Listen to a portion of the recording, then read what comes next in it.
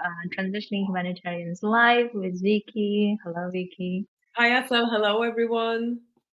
So today's topic, as we announced last time, is the topic of role of victim or survivor, however the way you see the terminology used. And the questions that we want to talk about is who becomes a victim of a toxic environment, right? Continuing that topic. And how do you recognize it in yourself? What are the ways you will find out for yourself? And what to do about it, basically. So, Vicky, let's start with the first question of who becomes the victim of such environment. What would you say? Yeah, yeah. I mean, it can happen to anyone. It's not like you particularly attract situations or toxic environments. It can be, because procedures are not in place, because of leadership, because of lots of different things, because of exclusion. But what my experience and also a little bit what I work on, of working in a toxic environment, you recognize it that you are unable to really perform the tasks you are given or the job that you are given in a safe and sort of acceptable way. Of course, there might be other reasons, but one of the reasons is that you don't feel safe physically or psychologically, that you feel extreme pressures, that you might be even blaming yourself. You feel that if you don't do this, the things are going to fall apart. You feel maybe excluded, and so different sets of reasons why you are unable to work really well or 100% or as you would like to on the tasks or on the job that you are given. I don't know, how Yeah, about you? How do you see this? I was thinking about it a lot, and it's like two things come up when I think about my experience as well. Of one is directly being affected by it, which is when, let's say, I'm having a fight with another colleague or with another supervisor or with someone in the office, right? And or conflict, or I'm favoring someone, or I'm being favored by someone, right? So these are the some of the ways that I could be directly affected in that impact of that.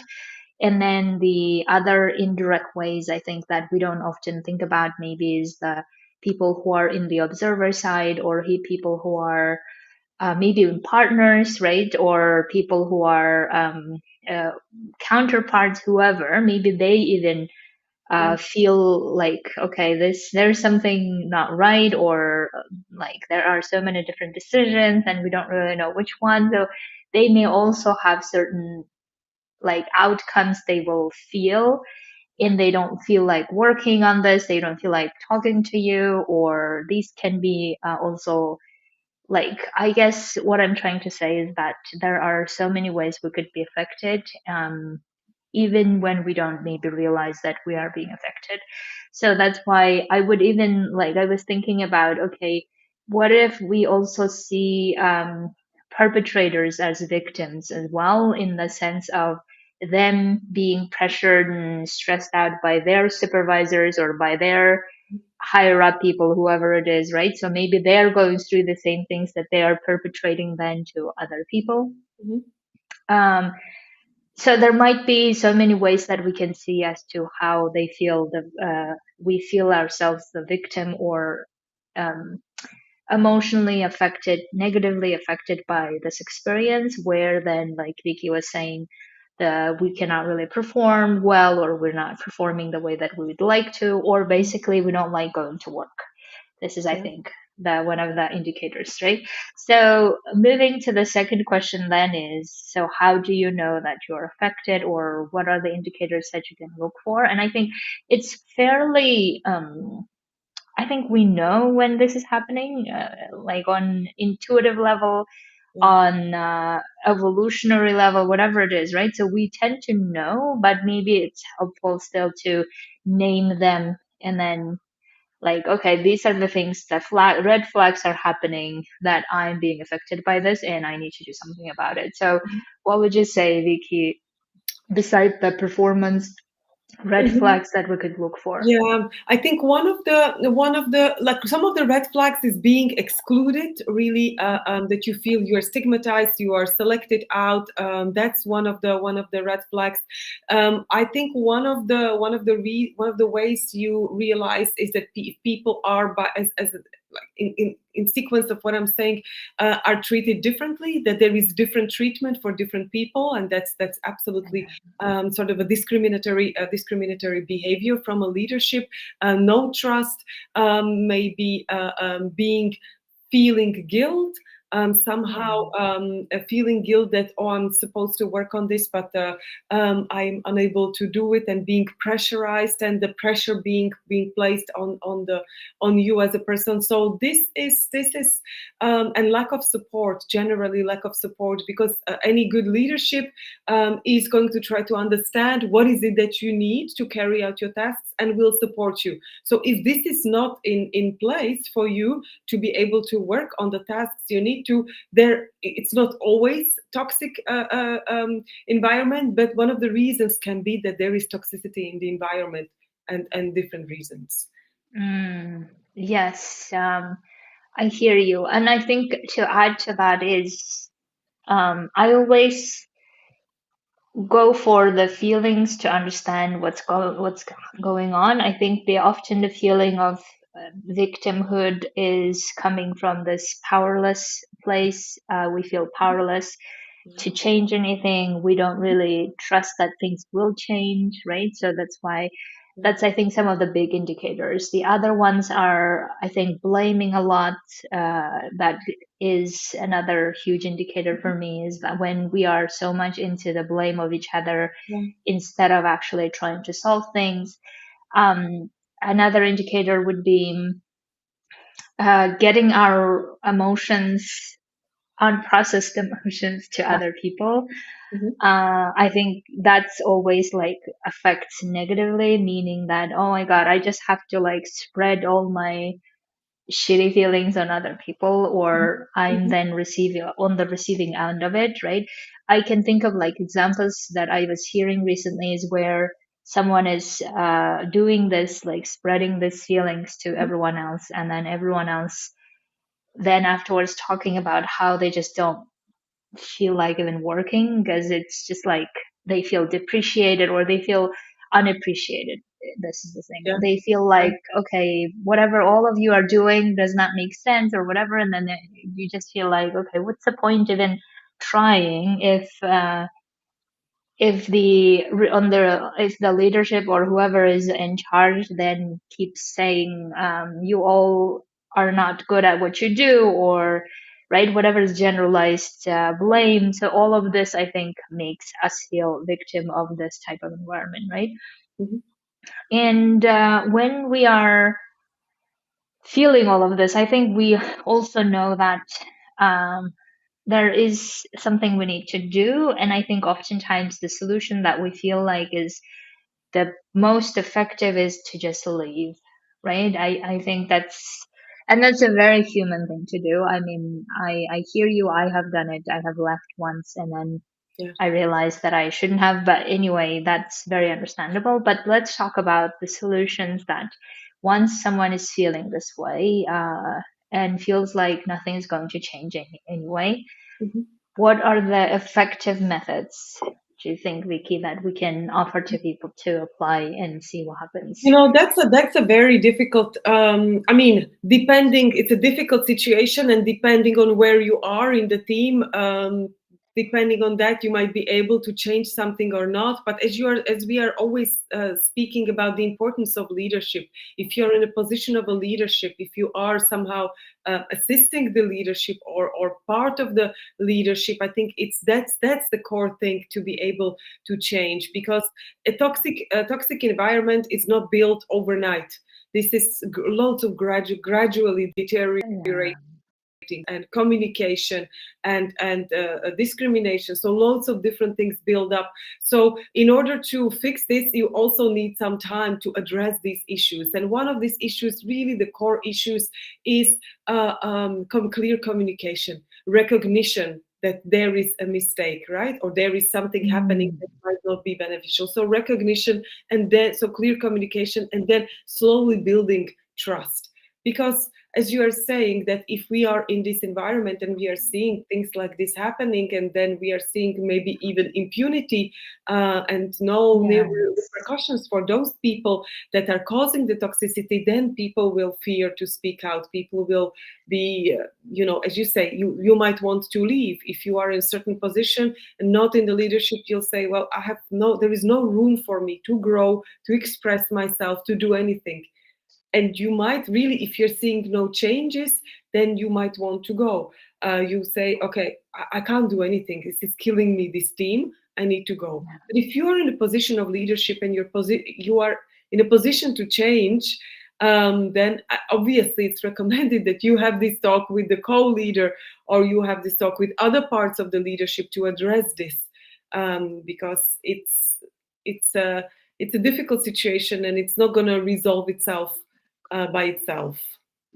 Yes, so I want to try to give some strategies for people who feel like they can't leave Hmm. or they have to somehow survive or they have to be there, right? So, and also please don't get me wrong that I'm not advocating for you all to leave, right? That's I think I recently someone was telling me, oh, you help people leave humanitarian sector, and I thought that's funny. People perceive me that way. But anyway, that's not the point. The point is that if you're feeling so burnout and depressed or all the other consequences that unfortunately come from such environment and you feel like you just need to take care of yourself, that is the strategy. Leaving probably might be one of the best strategies, right? So that's why you need to assess the situation for yourself, obviously. But for those of us who feel like we don't really go or we can't really go because there are a lot of different life circumstances, then I really want you to think about what would be the most effective way for you to navigate that environment without costing you too much. Hmm. And I was thinking in terms of costing, what that could look like is that oftentimes when we feel like a victim of such environment, we tend to then uh, create a lot of feelings of maybe we blame ourselves or we blame others. We talk to so many other people about it, and we just keep like making these feelings more and more and more, even though it's very human thing to do that we want to talk to other people, but at the same time think about how keep talking to other people about all of the situation over and over may make you keep feeling the same feelings that you don't want to feel, right?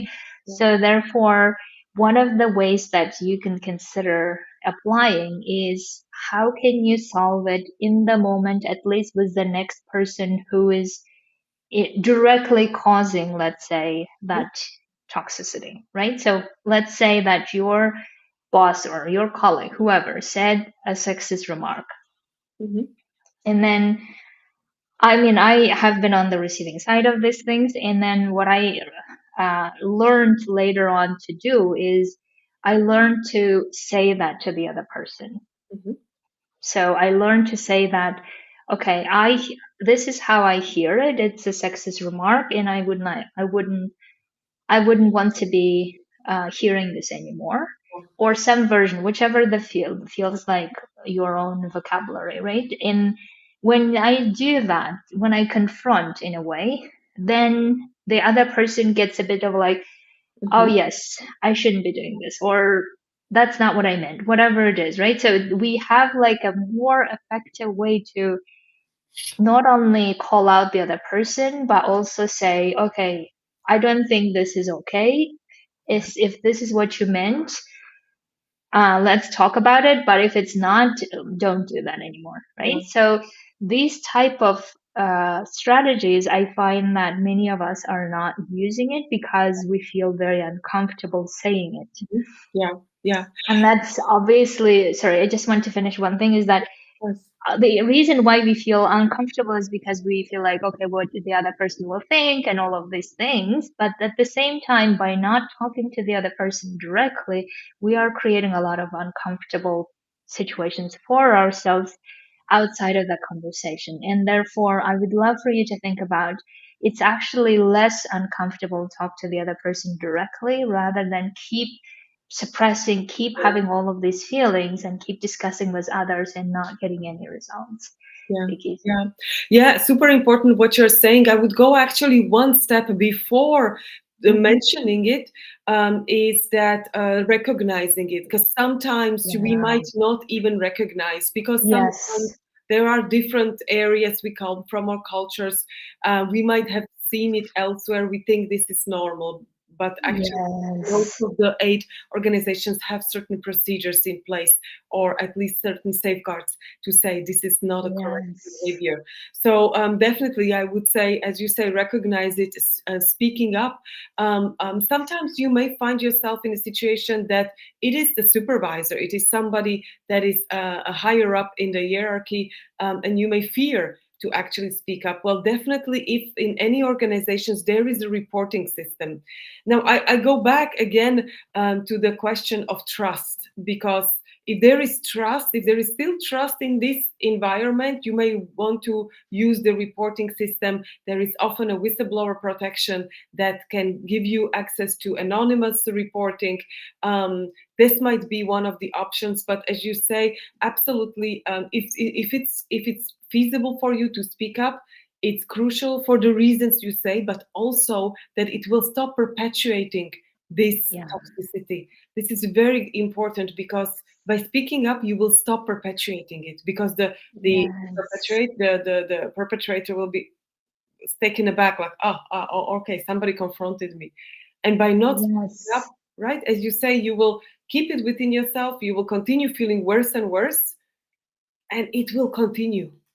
Yes, exactly. And also, I was thinking that to do that, what type of like courage or what is Mm, required of us is something the muscle that we can build. yeah. And one of the muscles that we can build, I think, like beyond trust, is how can we be leader in that moment of our own situation of what's happening or of what we are receiving to our area, let's say, and Mhm. then how can we be our own leader in that moment and in our authority to say, okay, I don't want to entertain this type of conversations, or I don't want to be part of this conversation. And if you have anything like work related, anything else, something else, let's talk about it. But otherwise, I'm not available for this. And I was thinking, what will like how we will become as people who then say, okay, I'm not afraid of like saying things to the other person. I am not afraid to have this conversation, even though it feels maybe uncomfortable, but I rather want to do this than keep indulging on all the things of how it shouldn't have happened and this and that, and then feeling in the end like so much more powerless, right? So that's why I really want you to think about how can we come to this conversation feeling equal, like Mhm. truly equal, to say whatever the position is, whatever the titles are, certain things are not allowed, and I'm standing here to remind in case. Yeah. Amazing. So, what other things we could say about the about navigating such environments from this victimy or survivor role? Yeah. Vicky, anything we've missed? Yeah, I already alluded to it a little bit in terms of reporting, that many organizations have certain reporting mechanisms in Yeah. place. And I think it's important to be aware of those reporting mechanisms. Yes. What are these reporting mechanisms? How to use them? And of course, I'm sure everyone will want to know what happens with the information, right? Where does it go? Yeah. So those things are very important to be informed about, and maybe you can do this homework. You will try to understand this before you maybe before you report, because it's really important that these things in all aid organizations are not promoted, that they are not allowed to continue to happen, because we know that these things happen. But once you catch it, then obviously it will have a sort of a reverberating effect on any other potential perpetrator, or any perpetrator that will see that, oh, okay, they stopped this person, so I'll better also Mm, restrict my behavior. So it actually works as a yeah. sort of a prevention as well. Yes, I love that. And also, I want to speak to people who feel like, oh, yeah, that thing doesn't work, or this thing doesn't work, or whatever thing doesn't work, and we'll just be continuing the way it is. I really want you to think about how we have environments where one person made the difference negatively, Hmm. right? One person because of whom oftentimes we have all of this like environment that we otherwise wouldn't have. If that one person can make the difference negatively, what Hmm. if one person can make the difference positively as well? Hmm. And if one person can confront the other person and everyone in that office did that, then I think automatically certain behaviors would be curtailed Hmm. simply because we human beings like to belong or like to be in the group and we don't want to be excluded, right? We don't want to keep doing things that most people disapprove. So therefore, we have that power from that sense to do something about it. And I wanted to give one example that I was in actually that I came to a duty station where I remember like looking at certain groups talking to like groups of people like 3 4 people getting together in the kitchen talking about someone, right? Right.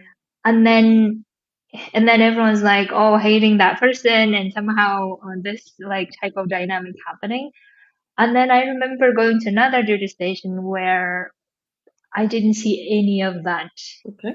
behavior in that sense, meaning, and then I even remember that when I was in the kitchen with other people, I wanted to observe how this is, and they would never talk about other people badly or talk about how so and so is not doing their job or whatever it is, right? Because I think this is some of the ways that we contribute also to toxic environment is we keep like bashing someone else, Hmm.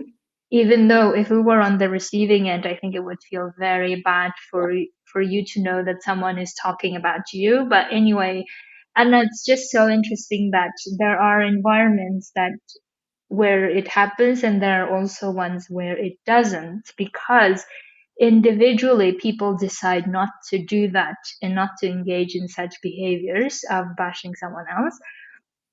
And this is already a great step, I think, and therefore there are like so many small steps we can do to keep reducing that environment in the best way possible, even if others are doing whatever they're doing. Yeah. But if every one of us like stood up and said, no, I don't want to be doing this, Yeah. then I think we would make the difference. Yeah, yeah. So yes, I'm hearing leading by example, Yes. which is really great. And you are mentioning one of the examples where really you can see the toxicity if there are these small groups of people gossiping away about each other. Yeah. Definitely, that's not a sign of a great health Yeah. in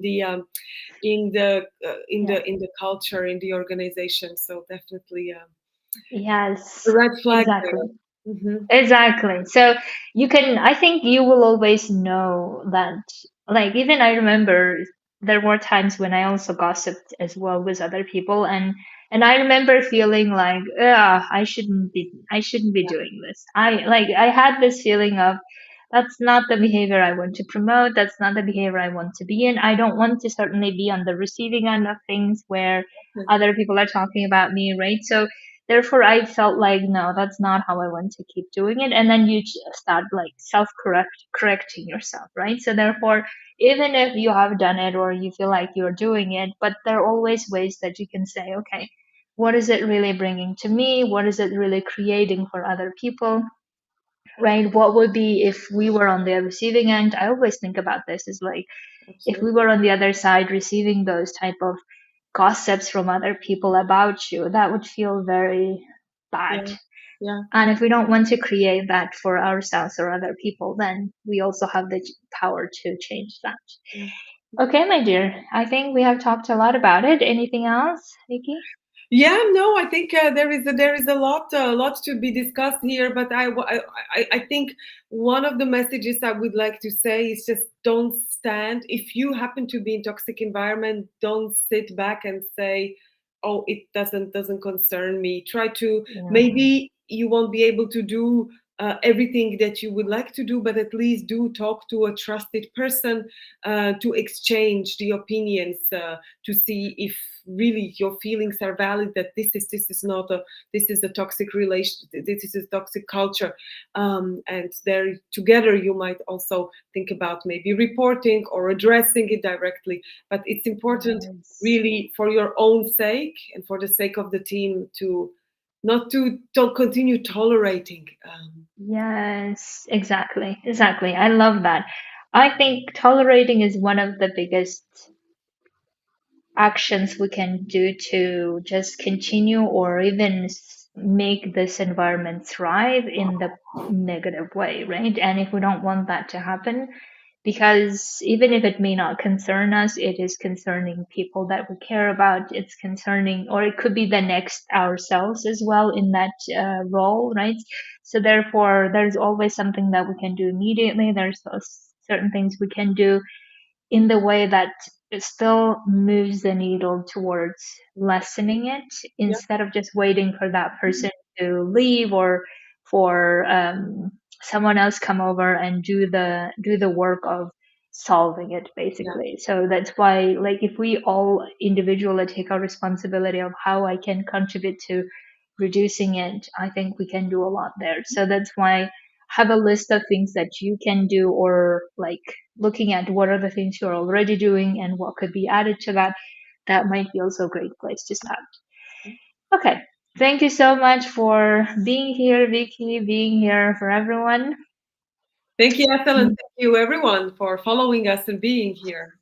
Yes, I see that there's a lot of interest in this Yeah, by the statistics of who's watching and how they're watching. So that's yeah. why I love that we are speaking to the people who are going through this, and I really feel like we, each of us, and especially with Viki, we want to be advocates for doing something about this environment instead of just taking a passive role or a role that does not really lead to doing something about it, right? So that's why Mhm. we trust that you will do that. So have a beautiful week, and we'll speak to you next Thursday. Have a beautiful week.